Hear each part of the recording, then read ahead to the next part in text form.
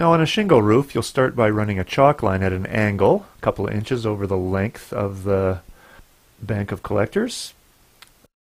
The header pipes are 13.5 inches each, so figure out the total width of the bank and figure out where your first strap bracket will go into the roof. Use sealant. Make sure the screws have threads right up to the head. We like to use deck screws.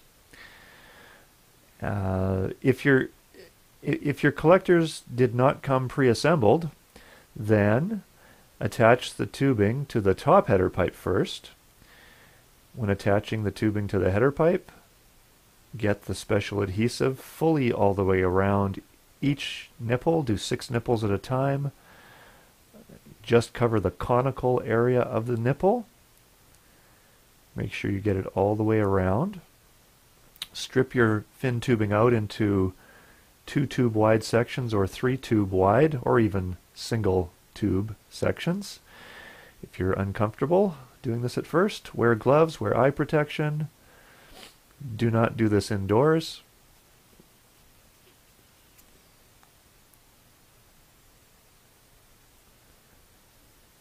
Don't stop part way, otherwise the bond will occur. Easy to do. Attach the tubing to the headers along the top and let the tubing hang down longer than is necessary. Join the header pipes together with stubs of PVC pipe. These glue between female ends using PVC cement. It's best to do this on the roof because this way you only have to handle a 1 foot wide section rather than a double. Notice we've installed 2 strap brackets spaced 13.5 inches times 2 apart, 27 inches apart, following that chalk line at an angle. Rubber couplings go male end to male end every second header.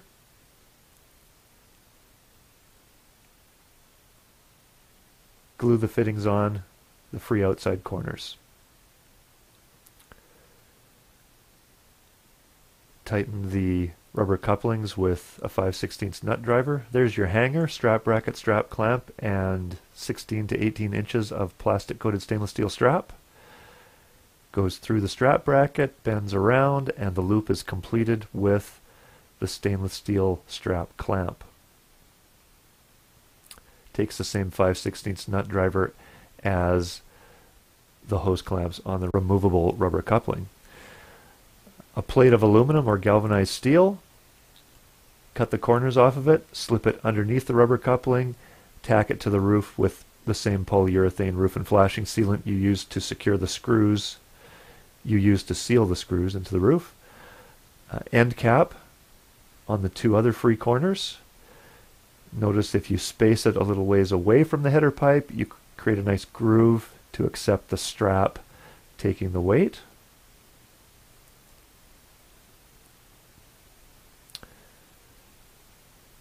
Wear plate under any fitting that's on the roof. The header pipes will expand and contract with temperature. That will saw back and forth and rub a hole in the roof and damage the roof over time. This goes for fittings as well. Here we just ran a continuous wear plate under the entire run of header pipes. Look at this 5-year-old system from a competitor. We run into this all the time. That's a rubber coupling sitting on the roof. Look at how the header pipe has expanded and contracted with temperature and damaged the roof over time. Run the fin tubing longer than it needs to be. Trim it to length longer. Then arrange all the tubes so they are straight. Then run a chalk line to determine the final length. And finally, trim to length. Then attach the bottom header pipes, stubs and removable couplings, fittings on the ends, and wear plates. Wear plates under any fittings on your plumbing anything that will rub on the roof back and forth, because everything expands and contracts with temperature. And there's a big temperature swing here. 150 degrees is typical. When that's all done, you're going to run your straps across the bank of collector. You want a maximum spacing of 6 feet on these straps. The top header pipe counts as a strap. The first strap goes 6 inches from the bottom header pipe, and the other straps go evenly from there to the top header.